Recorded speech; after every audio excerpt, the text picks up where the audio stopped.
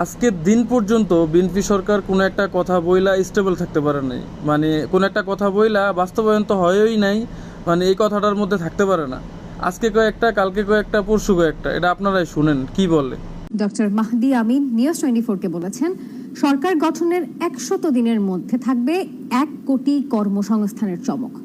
আগামী 1.5 বছর 18 মাসে 1 কোটি মানুষের কাজের ব্যবস্থা করবে। আমরা আরো টার্গেট স্পট করে আমরা চেষ্টা করছি 2 বছরের মধ্যে 1 কোটি জব ক্রিয়েশন। যে আগামী 5 বছরে সরকার 1 কোটি কর্মসংস্থান সৃষ্টির লক্ষ্য নির্ধারণ করেছে। বড় টার্গেট হচ্ছে একটা কর্মসংস্থান up to 1 crore within next 5, 6, 7 years. 2034 সালের মধ্যে ন্যূনতম 1 কোটি লোকের কর্মসংস্থান সৃষ্টি।